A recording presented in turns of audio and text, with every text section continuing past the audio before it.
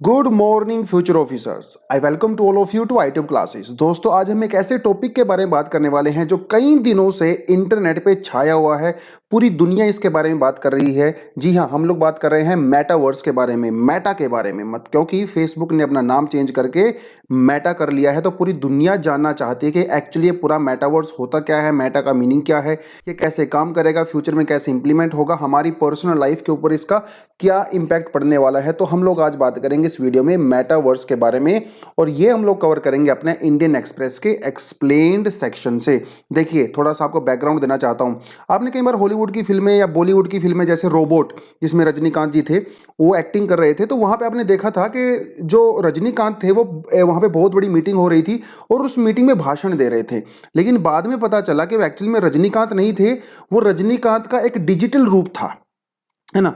और अगर आपने कभी 3D का ग्लासेस अगर लगा के कोई मूवी देखी हो, कोई कार्टून मूवी या कोई 3D मूवी देखी होगी, आपने ऐसा लगा होगा कि यार वो जो आप ये ग्लासेस लगाते हो ना, इसको लगाने के बाद ऐसा लगता है कि आप स्क्रीन के अंदर हो।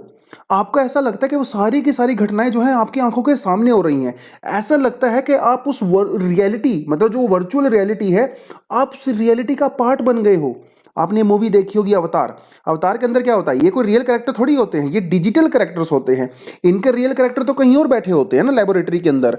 इसे कहते हैं हम लोग वर्चुअल रियलिटी। जब आप इस तरह का एक अपनी आंखों के ऊपर जब 3D ग्लासेस लगाते हो, तो आपको एहसास होता है कि आप उसके अंदर में एक्चुअली में एंट्री कर चुके हो। आपने एवेंजर्स मूवी देखी होगी, जहां पे आयरन मैन जो होते हैं, ये भी इसी तरह की चीज़ें करते हैं। कई बार आपने हॉलीवुड फिल्मों में देखा होगा कि ऑफिस में कोई मीटिंग हो रही होती है, वहाँ पे इस तरह के होलोग्राम जिसको बोलते हैं, तो होता कुछ नहीं, छोटा सा डिवाइस होता है, आप इसको ऑन कर दीजिए और आपका एक डिजिटल रूप वहाँ पे आ जाएगा।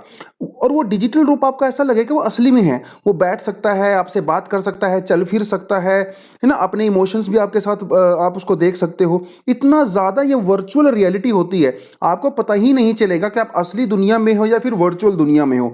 एक इस तरह का एहसास जो है आपको यहाँ पे नजर आएगा। इसी को कहते हैं मेटावर्स। इसी को कहते हैं मेटावर्स। तो जब मेटावर्स आएगा ना दोस्तों, इसमें जैसे अगर आपने कोई वीडियो गेम खेला होगा, पबजी आपने खेला होगा या एपिक गेम आपने खेला होगा, उसमें क्या होता है, आप अपना एक अवतार चूज करते हो, अपना कैरेक्टर चूज करते हो, अपने कपड़े चूज करते हो, अपने हथियार चूज करते हो, वेपन्स चूज करते हो। आपके जो दूसरे फ्रेंड होते हैं उस वीडियो गेम में, वो भी अपने अपने हिसाब से अपने अपने अवतार चूज करते हैं, अपने वेपन्स चूज करते हैं। आप उनके साथ बातचीत भी कर सकते हो। तो वही है एक वर्चुअल रियलिटी। इसी वर्चुअल रियलिटी को फेसबुक एक स्टेप आगे लेके जाना चाहता है। देखिए, जो मेटा, तो इन्होंने इसका नाम दिया मेटा। आपको एक और बात बता दूं कि जो जैसे अभी फेसबुक जो है एक पेरेंट कंपनी है, बहुत बड़ी कंपनी है। उस फेसबुक के अंदर कई सारी चीज़ें आती हैं। एक आती है फेसबुक जो सोशल मीडिया प्लेटफॉर्म होता है, एक आती है आपकी व्हाट्सएप जो कि मैसेजिंग ऐप होती है, एक आती है आपकी इंस्टाग्राम जो कि एक इमेज शेयरिंग ऐप होती है। तो ये तीन चार चीज़ें जो है वो फेसबुक के अंडर में हैं। अभी जो फेसबुक की पेरेंट कंपनी है, उसका नाम फेसबुक की बजाय उन्होंने मेटा चेंज कर दिया है। लेकिन जो सोशल मीडिया प्लेटफॉर्म है या इंस्टाग्राम है, इनका नाम बिल्कुल वैसा ही रहेगा। इसी तरह का कुछ स्टेप 2014 में गूगल ने भी लिया था, जब गूगल ने अपनी पेरेंट कंपनी का नाम चेंज करके अल्फाबेट कर लिया था।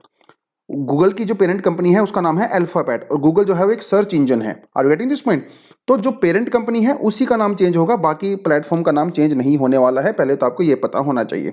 दूसरी बात, जो कैसे ये काम करेगा, थोड़ा सा मैंने ये आपको यहाँ पे बता दिया है। जैसे वीडियो गेम में होता है, जैसे कई बार हॉलीवुड की फिल्मों वगैरह में होता है, वो सारी चीज़ें यहाँ पे होती हैं। तो बेसिकली आपकी जो वर्चुअल रियलिटी है, अभी आप उसका पार्ट बनोगे। तो इसमें होगा क्या, जैसे मान लो आपको पहले तो बात तो ये है कि ये 3D ग्लासेस आपको खरीदने पड़ेंगे इस तरह के, ठीक है, जो कि अभी मैंने आपको दिखाया था।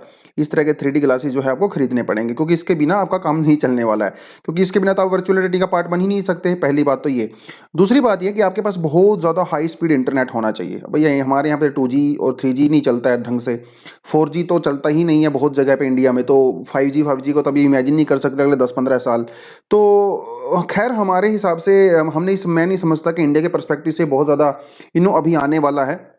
और वैसे भी ऑल ओवर द वर्ल्ड भी अभी ये जो कम से कम 10-15 साल नहीं आने वाला है, इसमें अभी स्टेप लेना शुरू किया है। क्योंकि इतनी बड़ी दुनिया में इस तरह का एक डिजिटल वर्ल्ड बनाना, लोगों के वहाँ पे आईडी क्रिएट करना, वो एक थोड़ा सा टफ काम हो जाएगा। अब इसमें होगा क्या, एक बार जब आपने मेटावर्स का पार्ट बन जाते हो तो आपको अलग से फेसबुक, इंस्टाग्राम और व्हाट्सएप पे आईडी बनाने की जरूरत नहीं है। आपकी सिर्फ एक कॉमन आईडी होगी जिसमें आप वो सारी की सारी चीज़ें एक साथ कर सकते हो। आप अपने दोस्तों के साथ, जैसे मान लो आपकी 5-7 एक मंडली है दोस्तों की, है ना, सभी मेटावर्स में होंगे, तो आप सभी किसी कॉन्सर्ट में जा सकते हो, किसी पार्टी को अटेंड कर सकते हो, कहीं पे तफरी मारने जा सकते हो, आप कॉलेज अटेंड कर सकते हो एक साथ, आप स्कूल अटेंड कर सकते हो।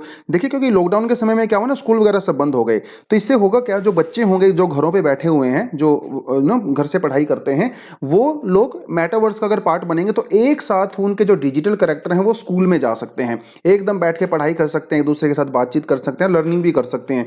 तो देखा जाए तो एकदम भी पूरा साईफाई मूवी जैसा होता है ना, फिल्मों में जो हॉलीवुड की फिल्में में दिखाते हैं, उसी तरह की चीज़ों की ये लोग यहाँ पे बात कर रहे हैं। तो इसी को कहा जाता है बेसिकली यहाँ पे मेटावर्स। तो इसमें एक चीज़ आपको और बता दूं कि इसमें जो फेसबुक है ना, फेसबुक का कहना है कि मैं अकेला इसको कंट्रोल नहीं करूंगा, और भी बहुत सारी कंपनियां होंगी जो मेरे साथ कोलैबोरेट करेंगी। कोलैबोरेशन करने से हम इसको बनाएंगे, क्योंकि खाली फेसबुक के पास अभी टेक्नोलॉजी वाली कली इतना ज़्यादा एडवांस नहीं है। कुछ दूसरी कंपनीज हैं, जैसे यहाँ पे ओकुलेट हो गई ना, आप ये देख सकते हो, ये जो है ओकुलेट का एक डिजिटल वो है।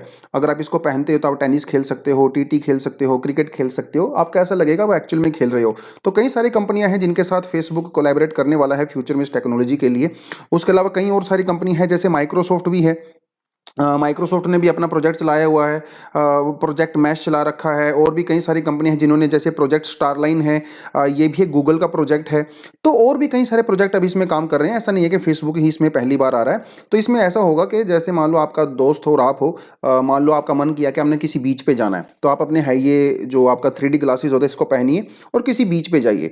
उस बीच से जाके आप वर्चुअल रियलिटी के अंदर ही अपने दोस्तों को व्हाट्सएप कर सकते हो, अपनी इमेजेस वगैरह को शेयर कर सकते हो। तो बेसिकली आप एक अलग ही दुनिया में रहोगे, और इतना ज़्यादा इमर्सिव रहेगा ये, आपको पता ही नहीं चलेगा आप रियल में हो या फिर आप डिजिटल वर्ल्ड में हो। तो सुनने में तो बड़ा अजीब सा लगता है, लेकिन सोचने की बात यह है कि फेसबुक ने इतना ज़्यादा ये स्टेप ऐसा उठाया क्यों है, इसके पीछे क्या रीज़न है। देखिए दोस्तों, इसके पीछे रीज़न ये भी है, ये जो दो भाई साहब है ना इधर, ये सुंदर पिचई और टिम कुक, मतलब ये तो सिर्फ एक ऑफिशियल है, लेकिन जो कंपनी है एप्पल है और गूगल है, इसके साथ जो है फेसबुक का 36 का आंकड़ा है। क्योंकि अगर फेसबुक को ऑपरेट करना है तो इसको गूगल प्ले के ऊपर या फिर एप्पल ऐप स्टोर जो होता है इसके ऊपर अपनी एप्लीकेशन को डालना पड़ता है।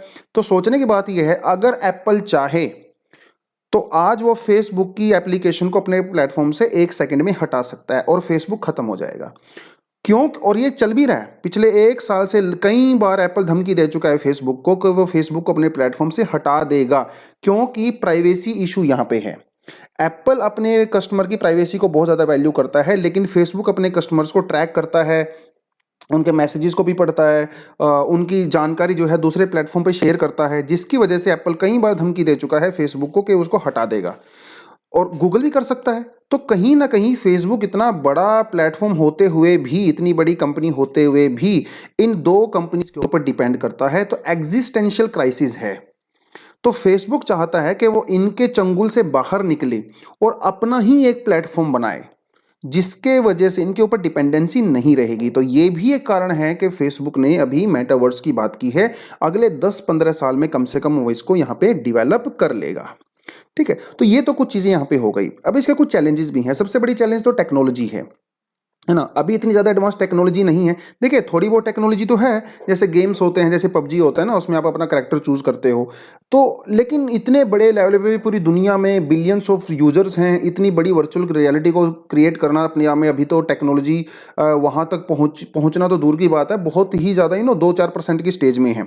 दूसरी बात यहाँ पे इंटर ऑपरेबिलिटी की यहाँ पे बात होगी, क्योंकि इंटर ऑपरेबिलिटी की बात ये है कि जैसे सपोज करो आप पबजी गेम खेल रहे हो और पबजी गेम में आपको कोई करेक्टर है, उस करेक्टर के पास कुछ कपड़े हैं, ठीक है, उस करेक्टर के पास कुछ वेपन्स हैं जो उसने वहां पे परचेज किए हैं। लेकिन मान लो आप कोई दूसरा गेम खेलना शुरू कर दिया, मान लो आपने एपिक गेम खेलना शुरू कर दिया, तो पबजी वाले करेक्टर, पबजी वाले क्लोथ्स, पबजी वाले वेपन्स और करेंसी आप लोग एपिक गेम में यूज नहीं कर सकते हो। उसके लिए आपको अलग से ही काम करना पड़ेगा। तो ये जो इंटर ऑपरेबिलिटी वाली प्रॉब्लम है ना, ये मेटावर्स में आने वाली है, क्योंकि इंस्टाग्राम है, व्हाट्सएप है, फेसबुक है, और भी बहुत सारी कंपनियां होंगी, इनके आपस में कैसे ऑपरेट करेंगी, यहाँ पे एक ये बहुत बड़ा चैलेंज यहाँ पे होने वाला है। लेकिन बहुत सारी अपॉर्चुनिटी भी ओपन होंगी। जैसे जैसे जैसे दुनिया में वर्चुअल रियलिटी में लोग वहाँ पे एंट्री करने लगेंगे, तो जो फैशन जो कंपनीज हैं, टेक्नोलॉजी कंपनीज हैं, और भी हैं यहाँ पे एंट्री, स्पोर्ट्स कंपनीज हैं वो भी यहाँ पे एंट्री करने लगेंगी। और सबसे बड़ा चैलेंज तो है यहाँ पे प्राइवेसी का रहेगा। तो प्राइवेसी के बारे में जुकरबर्ग ने अभी मीटिंग में कहा कि देखिए, हम लोग जो पॉलिसी मेकर्स हैं या गवर्नमेंट हैं उनके साथ लगातार बातचीत कर रहे हैं, और उनके साथ मिलके ही हम ये सब करेंगे, क्योंकि हम लोग खुद प्राइवेसी को वैल्यू करते हैं। हालांकि सारी दुनिया को पता है कि फेसबुक प्राइवेसी को कितना ज़्यादा वैल्यू करता है। फेसबुक है, गूगल है, भैया आपका डेटा चुराते रहते हैं, क्योंकि डेटा नहीं चुराएंगे तो आपको एडवर्टीजमेंट कैसे मिलेगा, है ना। 2 दिन 3 दिन पहले भी मैंने एक इंस्टाग्राम पे पोस्ट डाली थी कि किस तरह से आपका डेटा चुराया जा रहा है, आपके मन की बातें पढ़ी जा रही हैं, आपको एक ही प्रोडक्ट बार बार दिखाया जाता है जब तक आप उसको खरीदते नहीं हो। वो सारी सारी चीज़ें तभी होती हैं जब आपका डेटा जो है चुराया जाता है, आपकी इन्फॉर्मेशन कंपनीज के साथ शेयर की जाती है, ठीक है। तो ये है आपका पूरा मेटावर्स के बारे में। देखिए, इंडिया में तो अभी आप मत ही सोचिए कि कम से कम ये 15-20 साल आने वाला है। इंडिया में तो 4G आने में ही कम से कम, 5G आने में ही कम से कम ये 10-12 साल लगने वाले हैं।